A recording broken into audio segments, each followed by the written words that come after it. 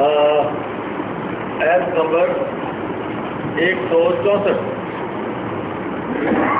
سورہ البقرہ جو قرآن شریف میرے پاس ہے اس پہ ہے صفحہ نمبر 31. نعبدہ ونصلی علی رسولہ الکریم. اعوذ باللہ من الشیطان الرجیم. بسم اللہ الرحمن الرحیم. ان فی خلق السماوات والارض واختلاف اللیل والنہار والفلک التی تجری فی البحر بما ینفع الناس وما انزل اللہ من السماء من ماء فاحیا به الارض بعد موتها وبث فیہا من کل دابہ وتصریف الریاح والسحاب المسخر بین السماء والارض لآیات لقوم یعقلون. ومن الناس من يتخذ من دون الله اندادا يحبونهم كحب الله والذين آمنوا أشد حبا لله ولو يرى الذين ظلموا إذ يرون العذاب أن القوة لله جميعا وأن الله شديد العذاب.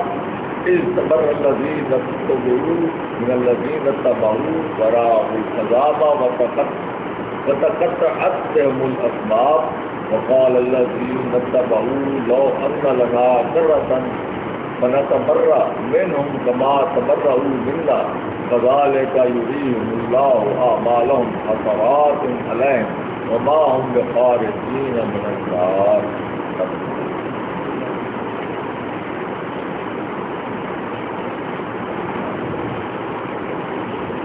یہ پورا وہ تسلسل چل رہا ہے. اگر ہم اسی تسلسل کو دوبارہ تازہ کر لیں جہاں سے ابھی یہ بات ہو رہی تھی تعویل قبلہ کے حوالے سے، اور اس کے بعد اللہ تعالیٰ نے فرمایا کہ جب ہم نے آپ کو مرکز دے دیا اور ایک شناخت دے دی امت کے حوالے سے، اور ایک پہلی امت جو اہل کتاب آ رہے تھے ان کو معذور کر دیا اور ان کی جگہ پہ وہ جو وحی کا مرکز ہے وہ رسول اکرم صلی اللہ علیہ وسلم کی ذات میں قائم کر دیا گیا، تو اللہ تعالیٰ نے فرمایا کہ فلا تخشوہم، یہ ہم کی ضمیر ان کی طرف ہے جو معذور کیے گئے، جن سے امامت لے لی گئی. اب ہمیں بنایا گیا ہے امتاً وسطا لتکونوا شہداء علی الناس. ہم وہ امت ہے، مرکزی امت، جو شہداء علی الناس، شہداء علی الناس اب ہم ہیں. اور ہم شہداء علی الناس کس بنیاد پہ ہیں؟ وَيَكُونُ الرَّسُولُ عَلَيْكُمْ، اور رسول جو ہے وہ تمہارے اوپر شہید ہے، گواہ. یہ بات اگر آپ تھوڑی سی اس کو سمجھیں تو بہت بڑا فرق پڑ گیا ہے. یہ بات ہم سمجھے ہی نہیں ہے کہ یہ مسئلہ کیا تھا، یہ کیوں کہا گیا کہ تم جو ہے وہ گواہ ہو، شہداء. ہم اس کو میں لے لیتے ہیں گواہ. یہ بالکل ایسی ہے جیسے لا کہ میں ہم معبود کرتے چلے آ رہے ہیں. شہداء وہ ہوتا ہے جو ایگزامپل بنے دوسرے کے لیے. شہید جو موجود ہو لوگوں کے درمیان بطور رسول اکرم. ہمارے لیے کیا ہے؟ اسوہ حسنہ. اور اس لیے کہا کہ وَيَكُونَ الرَّسُولُ عَلَيْكُمْ شَهِيدًا، وہ معیار ہے رسول ہمارے لیے. اور قیامت کے دن یہی معیار ہوگا. تو پوری دنیا کے لیے اللہ تعالیٰ نے ہمیں ایک معیاری امت کھڑا کیا ہے کہ ہمارا جو عقیدہ، ہمارا جو عمل، ہماری طرز زندگی، ہماری تہذیب، ہماری معاشرت، یہ لوگوں کے لیے ایک مثالی لیجنڈ. یہ ہے شہداء. اور آج ہم لوگوں کے لیے کیا ہے؟ آپ اندازہ لگائیں. وہ مجھے اس کے فکرے یاد آ رہے ہیں. غالباً رسل نے یہ بات کی تھی، برٹن میں رسل. اس نے کہا تھا کہ دنیا کی سب سے بہترین کتاب قرآن ہے. اور جو اس پر عمل کرنے والے ہیں وہ اس وقت دنیا کے بدترین ہیں. برنارڈ شاہ لکھا جزاک اللہ. جو عمل کرنے والے ہیں وہ بدترین گروہ ہے اس وقت، اور جو بہترین کتاب ہے دنیا کی وہ قرآن ہے. ایک اور نے لکھا کہ میں جب قرآن دیکھتا ہوں تو میں چاہتا ہوں کہ میں اس پر عمل کروں اور میں مسلمان بن جاؤں، اور جب میں مسلمانوں کو دیکھتا ہوں تو پھر میں رک جاتا ہوں. یہ اللہ تعالیٰ نے ہمیں رسول اکرم صلی اللہ علیہ وسلم کے ذریعے رسول اکرم کو اس پہ حضرہ بنایا. انہوں نے اس قرآن پر عمل کر کے دکھایا، صحابہ نے اس کے مطابق کافی زندگیاں گزاری. اسی لیے اللہ تعالیٰ نے کہا محمد رسول اللہ والذین معہ. یہ والذین معہ جو ہے اس رسول کے ساتھی، یہ شہداء اور ناس سے، اس لیے ان کو خطاب کیا، ان کا ذکر کیا. اور ان کا اللہ تعالیٰ فرمایا الذین یتبعون الرسول النبی الامی. یہ وہ لوگ ہیں جو اس رسول نبی کی کیا کرتے ہیں؟ اتباع کرتے ہیں. اور اس وجہ سے وہ کیا تھے؟ شہداء الناس. ہماری بھی منصب یہی ہے، لیکن ہم نے نہ قرآن کو ہاتھ لگایا، قرآن کو ہم نے چھوڑ دیا. اور یہی وہ مقام ہوگا جب وہ موجودہ دور کے لوگ ہمارے والے سے، ہم ان کے پاس شہداء ہیں، جو ساریاں گمراہیاں ہیں، یہ لوگ ہمارا جب قیامت کے دن ہم پیش ہوں گے تو ان سے پوچھا جائے گا کہ تمہارے درمیان ہم نے ایک امت چھوڑی تھی، اس کے مطابق قرآن تھا، امت تھی، تو وہ ہمارے جیسے لوگ جب پیش کیے جائیں گے تو وہی وقال رسول ہو، تو رسول کہیں گے کہ یہ جن کو ہم گواہ بنایا تھا، جن کو ہم مجھے چھوڑ رہے تھے، جو میری امت کے لانے کے حق دعوے دار تھے، انہوں نے کیا کیا؟ یہ نہیں کہیں کہ بخاری چھوڑ دی، مسلم شریف چھوڑ دی، فلاں چیز چھوڑ دی، کسی چیز کا کوئی جائز نہیں. ایک ہی الزام لگ رہا ہے. وقال رسول یا قوم یا رب قوم هذا القرآن، کہ میری اس قوم نے اس قرآن کو چھوڑ دیا. وہاں لفظ قوم کا ہے، امت کا نہیں ہے. امت کے نہیں جاتی ہے مجموعی، اور اس کے جو حصے ہوتے ہیں وہ قوم کہلاتی ہے. یہ ہمارے دور کی شاید بات ہے، شاید جو ظاہری حالات ہیں وہ یہی. تو اسی لیے اللہ تعالیٰ نے آگے فرمایا فلا تخشوہم، اگر تو تم شہداء للناس بنو گے، عاملین اور حاملین قرآن بنو گے، حامل قرآن بنو گے اور عامل قرآن بنو گے، دونوں کام. وہ حامل نہ بنو، حاملین تورات تو تھے نا، تورات کے حامل اہل کتاب تھے، لیکن اللہ تعالیٰ نے تو کیسے کیا فرمایا؟ جیسے کہ گدھے پر کتابیں لگی ہوتی، گدھے میں کتابوں سے اس علم تو حاصل نہیں کرتا، اٹھائے پھرتا ہے. تو جب ہم اس قرآن سے قرآن کے عمل نہیں بنیں گے، قرآن سے علم نہیں لیں گے، قرآن سے اپنا منزل مقصود کا راستہ ہم قرآن سے نہیں لیں گے تو ہماری مثال بن جاتی ہے. اس لیے اللہ تعالیٰ نے ہمیں قرآن میں ان کی مثال بیان فرمائی سورہ جمعہ میں. تو مثل الحمار، گدھوں کی طرح جن کو ہم نے کتاب دی، یا ان کی مثال ایسے ہے جیسے گدھے کی ہے، یا ملو سارا کتابوں کے ڈھیر اوپر لاتے ہوئے. ہمارے اکثر علماء ہم نے دیکھا بچپن میں وہ آتے تھے تو ان کے ساتھ دو نوکر ہوتے تھے جو کتابوں کے ڈھیر اٹھا کے پہلے اسٹیج کے اوپر رکھتے تھے، پھر ان کتابوں سے حوالے لے کے آج بھی آپ فلم کے اندر دیکھتے ہوں گے، کتابوں سے حوالے لے کر لوگ سنائے جاتے ہیں. امام بغدادی نے یہ کہا، امام نووی نے یہ کہا، امام ترابی نے یہ کہا، امام خطابی نے یہ کہا، پڑھنے کس نے یہ کہا. قرآن کی بات نہیں. اللہ کیا کہتا ہے؟ تو فرمایا فلا تخشوہم، اگر تو تم حامل قرآن رہو گے تو گارنٹی ہے فلا تخشوہم، مت ڈرو ان سے، اور جب قرآن چھوڑ دو گے تو پھر کھاؤ بھی کھاؤ. لیکن فلا تخشوہم، یہ جب ہمیں بنایا گیا مرکزی امت تو یہ اللہ تعالیٰ نے کیا فرمایا بخشو نہیں، مجھ سے ڈرو. اور جو اللہ سے ڈرتا ہے وہ بندوں سے نہیں ڈرتا، اور جو اللہ سے نہیں ڈرتا وہ سارے بندوں کو ہر چیز سے ڈرتا. یہ قدرتی بات. یہ ایک سجدہ جسے تو گراں سمجھتا ہے 1000 سجدوں سے دیتا ہے آدمی کو. یہ سجدہ وہ ہے خوف. اگر ایک اللہ کا خوف آ جائے تو 1000 لوگوں کے خوف سے 1000 خوف دنیا کے ہوں وہ سارے کے سارے ختم. اگر اللہ کا خوف ایک دفعہ پیدا ہو جائے انسان کو، یہی اللہ تعالیٰ فرماتے ہیں فلا تخشوہم. اب یہ جو بات کی گئی ہے کہ ان سے مت ڈرو، یہ کیوں کہا جا رہا ہے؟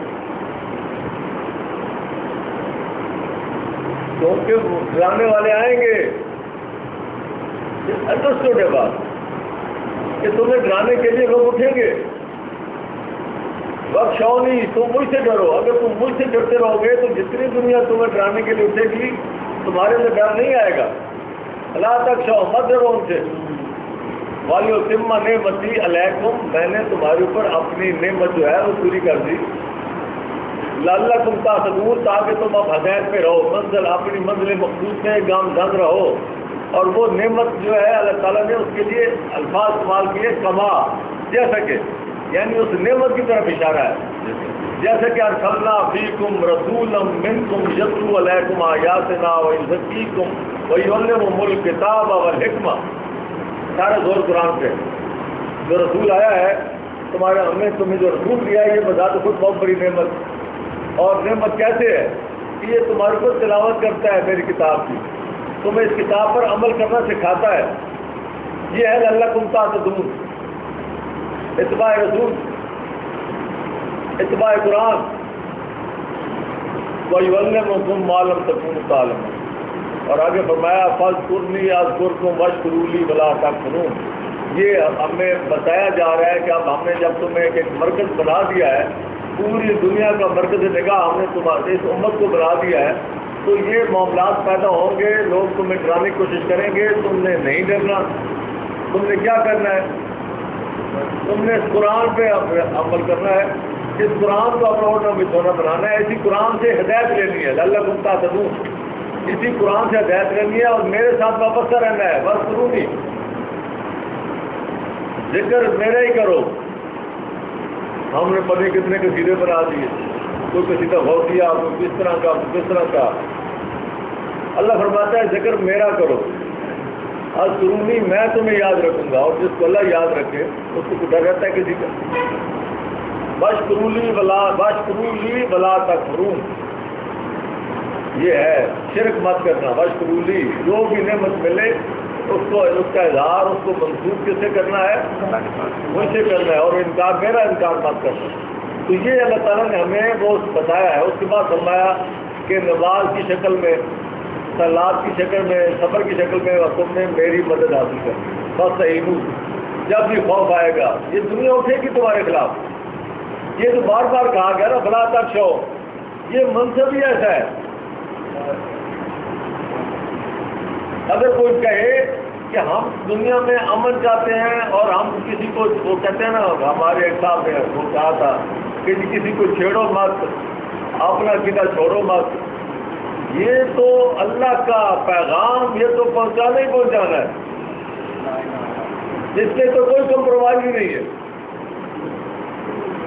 لیکن اس کے مقابلے میں لوگ اٹھیں گے تمہیں ڈرانے کے لیے. تو فرمایا فلا تخشوہم، ان سے مت ڈرو. اب یہ ہمیں بتایا جا رہا ہے کہ اب جب ہم نے تمہیں یہ مقام دیا بس یہ تو امت، تو یہ معاملات تمہارے سامنے آئے. میں یہ جو ساری باتیں کر رہا ہوں اس اگلے رکوع کے ساتھ میں اس کا تسلسل جوڑ رہا ہوں. اور آگے بڑا بات صحیح ہوں، تمہیں مدد کی ضرورت پڑے گی.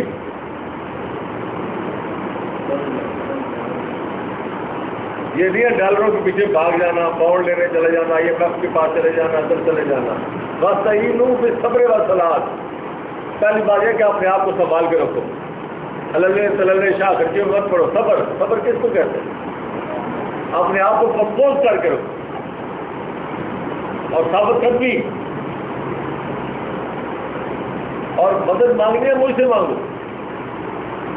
ہم روز ہی کہتے ہیں یا کرنا وہ تو وہی کرنا صحیح. ہمارے آدمی یہی پڑھتے ہیں اور امریکہ جاتے ہیں تو بھی نماز ہی پڑھتے ہیں.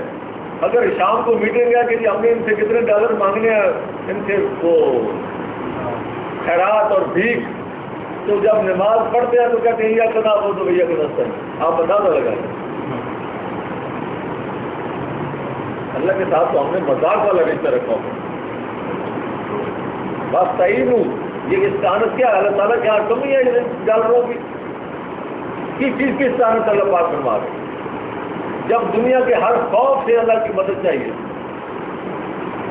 ہمیں ساری دنیا کے خوف لا کے ہمارے لوگ کہتے ہیں ہم 48 ملکوں سے جھگڑا نہیں کر سکتے. بھائی ایسے حالات پیدا تم نے کیے کیوں؟ مسئلہ یہ ہے کہ اگر آپ قرآن کو لے کے نکلو، قرآن کے ذریعے جہاد کرو.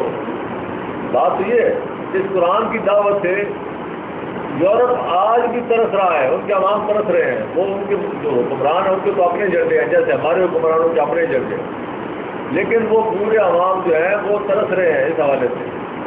میں آج بھی پڑھ رہا تھا، ایک آدمی نے تجزیہ لکھا ہوا تھا، کہتے جی کہ اسلام پر عمل تو وہاں ہو رہا ہے، نام یہاں لیا جا رہا ہے. یعنی اسلام کی اقدار، اسلام کی معاشرت، اسلام کے احکام، اسلام کے جو طور طریقہ ہے اس پہ عمل وہاں ہو رہا ہے، اور جو نعرے بازی ہے اسلام کی وہ یہاں ہو رہی ہے. اور اس نے مثالیں لکھی. اور آخر میں بات جو نچوڑ نکلتی تھی وہ یہی تھی کہ پتہ نہیں اب ہم یا سیدھے ہو کے ان کو کوئی دعوت دیں گے یا اللہ تعالیٰ ہماری جگہ پہ دوسری قوم لائے.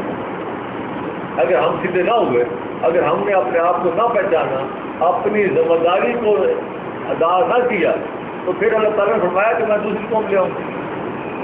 واللہ غنی وانتم الفقراء. ضرورت ہمیں ہے اللہ کو جو ہے وہ محتاج نہیں ہے ہمارا. تو آگے فرمایا کہ پھر اس شکل میں جب لوگ تمہارے اوپر آئیں گے تو پھر کیا ہوگا؟ تمہیں مقابلہ کرنا پڑے گا، پھر تمہیں اپنی جان بھی دینی پڑے گی.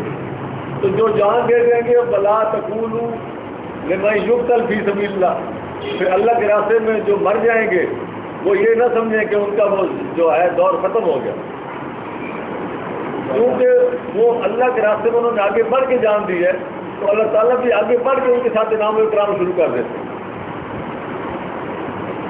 یہ موضوع ہے، اس پر پھر آگے انشاءاللہ پھر آ رہی ہے.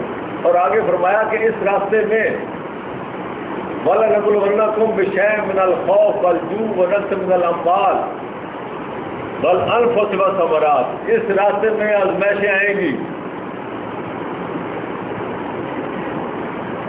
ہم تو ایک ٹیلیفون کی دھمکی نہیں دے سکتے. جب قرآن ہاتھ میں نہ ہو، قرآن پہ یقین نہ ہو تو پھر یہی ہوتا ہے. وبشر الصابرین، جنہوں نے اپنے آپ کو سنبھالے رکھا ان کے لیے بشارت ہے. جو نہیں گھبرائیں گے، اور یہ وہ لوگ ہیں جو گھبراتے نہیں ہیں بلکہ وہ کہتے ہیں کہ اگر نقصان ہوا تو کیا ہوگا، ایک دن مرنا ہی مرنا ہے. یہ مال یہیں چھوڑ کے ہی جانا تھا، اگر مال چلا گیا تو کیا ہوا، اگر ہم چلے گئے تو کیا ہوا. آگے اللہ تعالیٰ نے فرمایا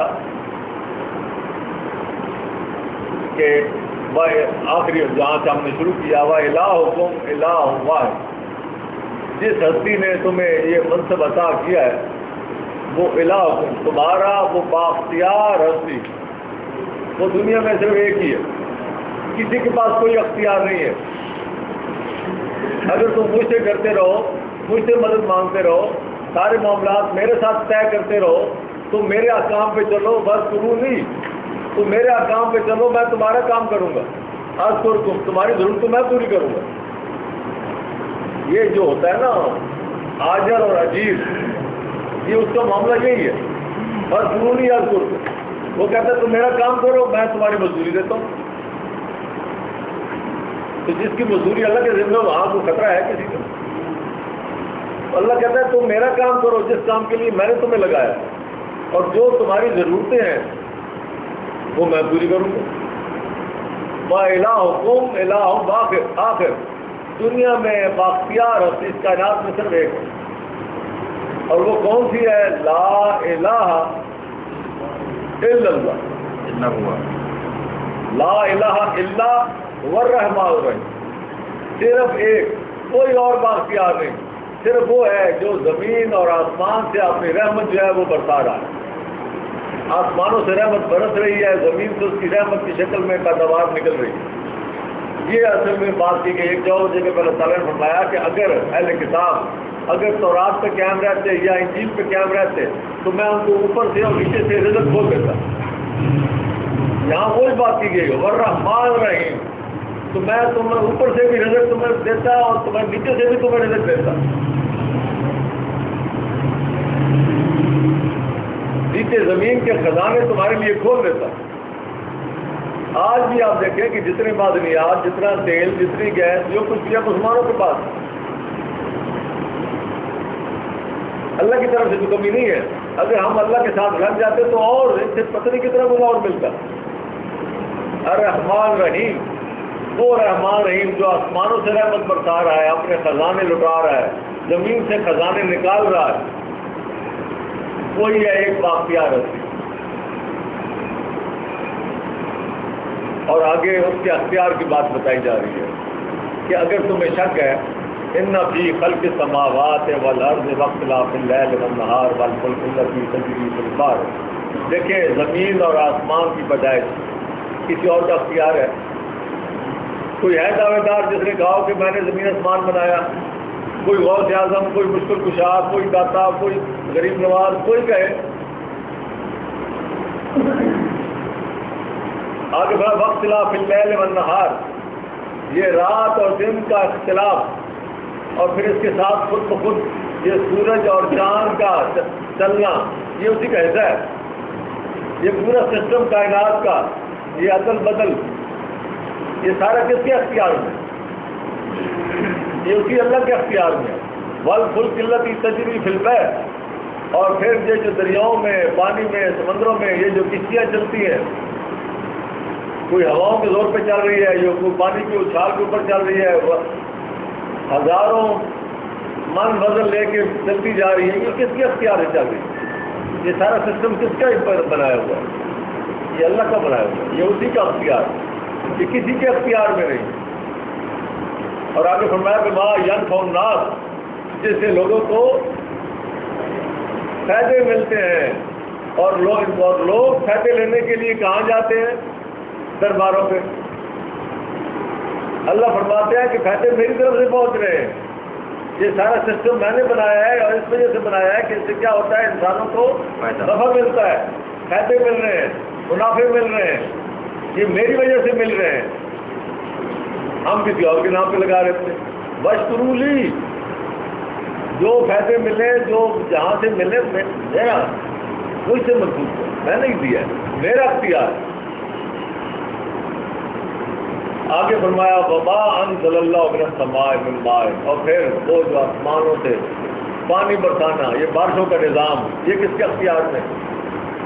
یہ اللہ کے اختیار میں۔ ہم جو ہے وہ بارشیں برسانے کے لیے دعائیں جا کے، چڑھاوے جا کے کہیں اور چڑھاتے ہیں۔ فاحیا بالارض بعد موتها، اور پھر اس کے بعد بنجر زمین کو ہم سرسبز کر دیتے ہیں۔ یہ وہی ہے نا رحیم والی بات۔ یہ اوپر سے آسمانوں سے جو بارش آتی ہے وہ رحمان والی بات ہے، اور جو زمین سے ہم نکالتے ہیں یہ کون سی بات ہے؟ یہ رحیم والی بات ہے۔ وہ خلق السماوات واختلاف اللیل، یہ رحمان والی بات ہے۔ والفلک التی تجری، وہ رحیم والی بات ہے۔ وہ زمین پہ جو پانی چلتا ہے اس سے کشتی چلتی ہے، جو اوپر سے کائنات کا ادل بدل ہو رہا ہے وہ رحمان والی بات ہے، نیچے رحیم والی بات ہے۔ آسمان سے پانی برستا ہے، رحمان والی بات ہے، اور اس پانی سے زمین سے آپ کو نعمت اور سبزہ ملتا ہے، زندہ ہوتی ہے زمین، یہ رحیم والی بات ہے۔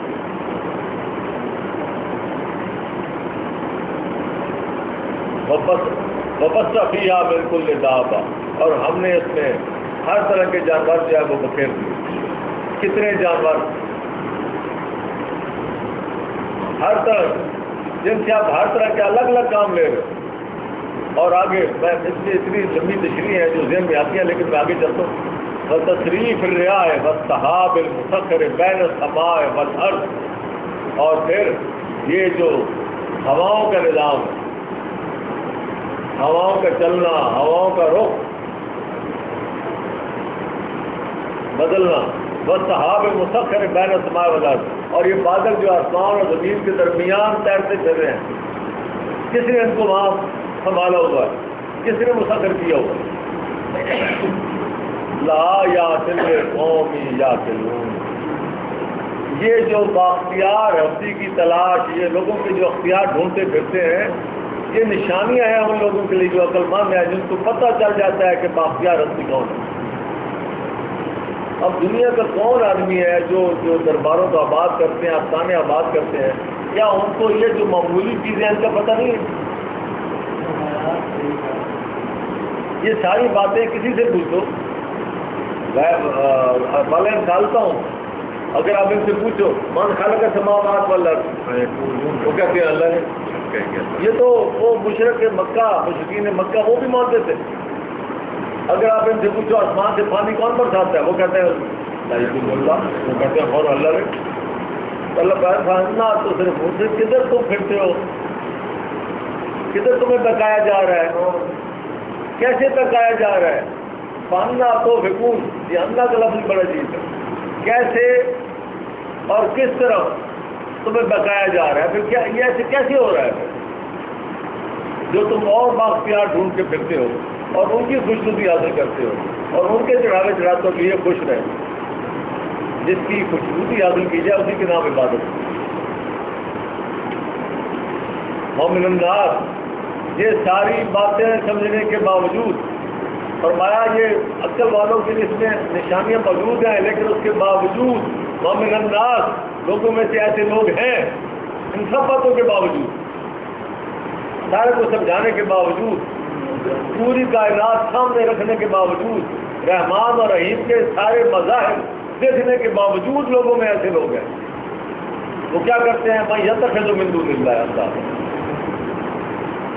اللہ کے ساتھ وہ اور شریک اختیار کر لیتے ہیں، اللہ کا شریک اختیار کرتے، اللہ کا انکار نہیں کرتے، شرک میں اللہ کا انکار نہیں ہے، اللہ پر باری باری صدقے صدقے جاتے ہیں، لیکن ساتھ اور کھڑے کر لیتے ہیں انداز، پھر بااختیار لوگ، اور پھر ان کی یحبونہم، ان کے ساتھ ایسی ہی محبت کرتے ہیں جیسے اللہ کے ساتھ۔ آپ دیکھیں یہ جتنے آستانے ہیں، جتنے مجھے سب محبت کے مظہر ہیں، ان کے آپ قصیدے پڑھیں، ان کی آپ کتابیں پڑھیں، ان کے بارے میں لوگوں کی، ان کے بارے میں لوگوں کا رویہ دیکھیں، ان کے عرس مناتے ہوئے ان کو دیکھیں، اپنے بال بچوں کی ضرورتیں ختم کرتے ہوئے، کم کرتے ہوئے وہ وہاں جا کے چڑھاوے چڑھانا، نظریں، یہ وہ سارا کچھ، پورا نظام آباد ہے، پوری دنیا آباد ہے۔ یحبونہم، ان کے ساتھ ایسی محبت کرتے ہیں کحب اللہ، جیسے کہ یہ ہے شرک۔ اور آگے اللہ تعالیٰ نے ایک فکرے میں ایسی عجیب و غریب بات کی ہے، والذین آمنوا، اور جو صحیح ایمان والے ہیں، اب میں لفظ یہاں صحیح لگا رہا ہوں، یہ الفاظ میں خود بخود ہی پیدا ہو جاتا ہے، اس کے لیے کوئی لفظ کی ضرورت نہیں۔ والذین آمنوا، وہ جو صحیح ایمان والے ہیں، اشد حبا للہ، اللہ کی محبت میں وہ بہت شدید۔ اب یہاں اشدو کا لفظ ہے، اس کا مطلب ہے کہ محبتیں اور بھی ہوں گی، اور ہیں، اللہ تعالیٰ سے انکار نہیں کر رہے۔ آپ کی اولاد کی محبت، آپ کو اپنی بیوی سے محبت، آپ کو اپنے کاروبار سے محبت، یہ محبتیں ہیں، لیکن جب قربانی دینے کی وقت آئے گی، جب تقابل آئے گا، تو پھر اشد و حب جیڑی وہ کس کی ہوگی؟ پھر اللہ کی خاطر سب چھوڑنا پڑے گا۔ دوسرے لفظوں میں یہ جتنی محبتیں ہیں، یہ ساری کی ساری کس کی خاطر ہیں؟ یہ اللہ کی خاطر ہے۔ یہی وہ بات تھی نا جس پر میں نے پچھلے دفعہ بھی آپ کو توجہ دلائی تھی 9/24 میں، کہ انہیں کہو کہ اگر تمہیں تمہاری تجارتیں، تمہیں اولاد، تمہیں مکان، تمہیں یہ سارا جو معاملہ ہے سسٹم، اگر تمہیں اللہ سے زیادہ یہ ہاں جی عزیز ہیں، تو پھر تم انتظار کرو۔ جہاں اللہ کا مقام آتا ہے وہاں ساری محبتیں قتل ہو جاتی ہیں۔ جب اللہ کے مقابل میں پھر ند نہیں آنی چاہیے. یہ نہیں ہے کہ میں اس کو بھی کروں اور اس کو بھی کروں.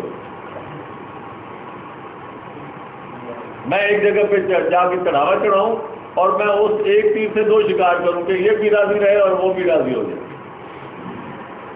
یہ نہیں ہو سکتا. اللہ کو راضی کرنے کے لیے اللہ ہی کی محبت آگے آئے گی. یہ نہیں ہو سکتا کہ آپ دو محبتیں اکٹھی. اللہ تعالیٰ نے فرمایا کہ ہم نے کسی کے دل میں کسی کے اندر سینے میں دو دل نہیں بنائے کہ وہ ایک دل اس کے نام پہ منسوخ کر دے, اس کی محبت بتا لے, دوسری اس کے ساتھ نبھائے.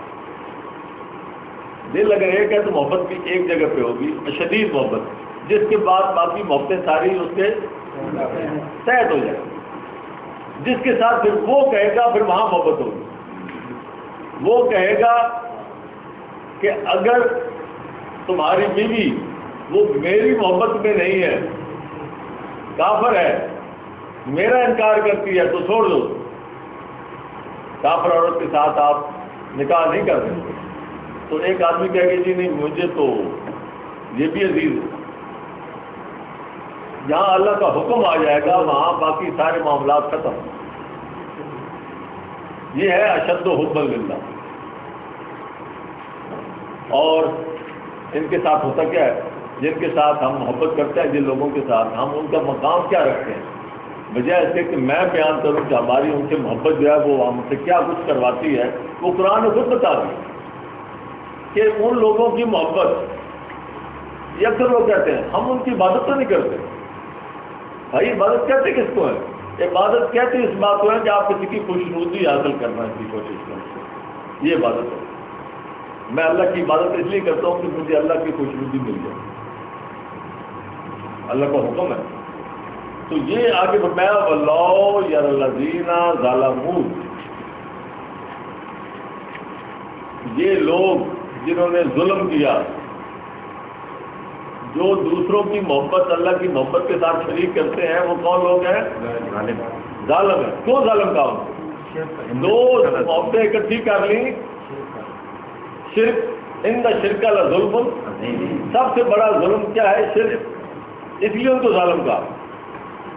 وَلَوْ يَرَى الَّذِينَ ظَلَمُوا, اور یہ شرک کرنے والے اگر یہ دیکھیں اِذْ يَرَوْنَ الْعَذَابَ, قیامت دن جب یہ عذاب دیکھیں.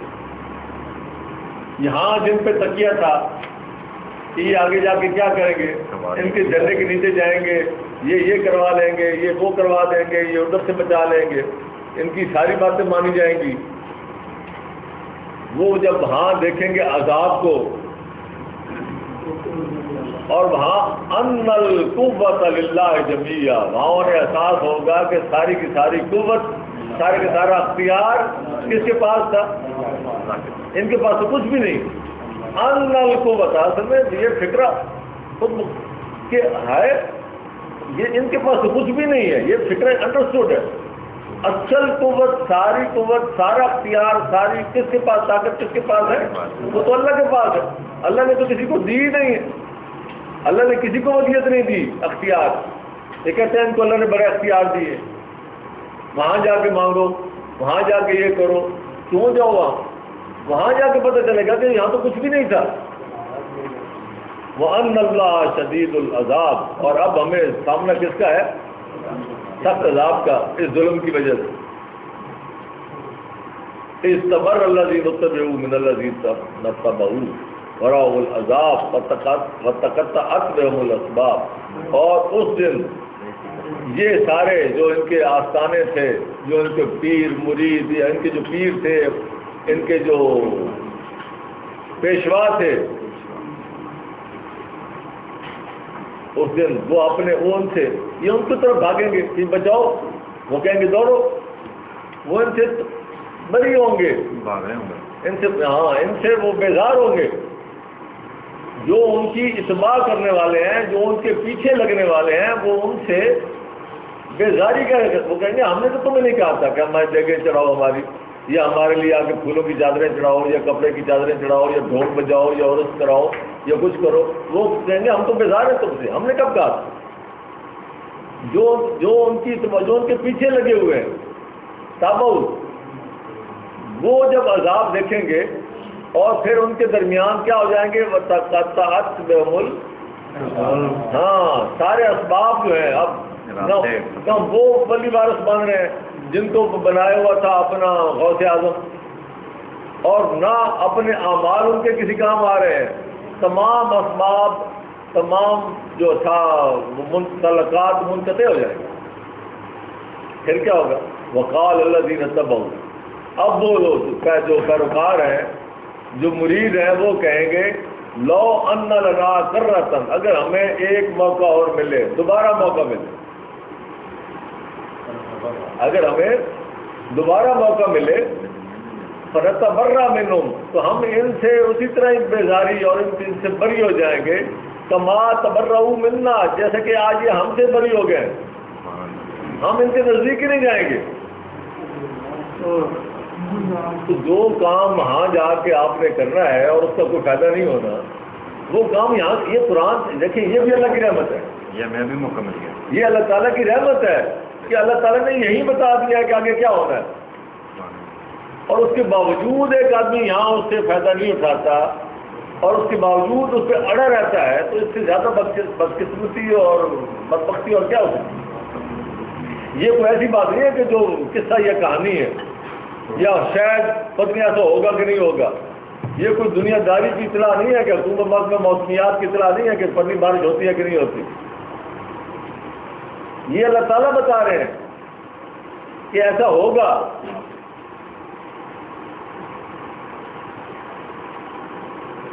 کذالک یریہم اللہ اعمالہم حسرات علیہم، اس دن یہ فکر بڑا عجیب ہو رہی ہے، ان کے تمام اعمال، دیکھیں انسان یہاں اعمال کرتا ہے، آپ عرس پر دیکھیں، آپ دیکھیں کتنے اعمال ہو رہے ہیں، ہر طرح کے پیسہ خرچ ہو رہا ہے، مال خرچ ہو رہا ہے، وقت خرچ ہو رہا ہے، اپنی پوری انسان کی توانائیاں خرچ ہو رہی ہیں، پورے لوگ لگے ہوئے ہیں. یہ ایسے نہیں رونق میلہ فض خلاف، اور انسان کے اندر ایک خواہش پیدا ہو رہی ہے کہ میرے اعمال جو ہیں، میرے نامہ اعمال میں نیکیاں بڑھ رہی ہیں، اور یہ سارے اعمال وہاں اس نیت سے وہ انسان کرتا ہے کہ آگے میرے اعمال نامے میں یہ نیکیاں اکٹھی ہوں گی. اور جب یہاں معاملہ ہو جائے گا الٹ، تو وہ سارے اعمال اس کو ایک حسرت سے دیکھے گا، حسرات ہے، یہ اس کے اپنے اعمال اس پر حسرت بن کے ان کے سامنے آ جائے گی کہ میں کیا کرتا رہا. اس کو وہ ساری اپنی دیگیں، وہ چادریں، وہ چڑھاوے، وہ وقت، وہ سارا کچھ جو کچھ وہ کرتا رہا ہے، وہ سارے کا سارا اس کے سامنے تصویر بن کے حسرت سے وہ دیکھے گا کہ میں کیا کرتا رہا. حسرات علیہم وما ہم بخارجین من النار، لیکن پھر اب وہ آگ سے نکل نہیں سکے. وما علیہ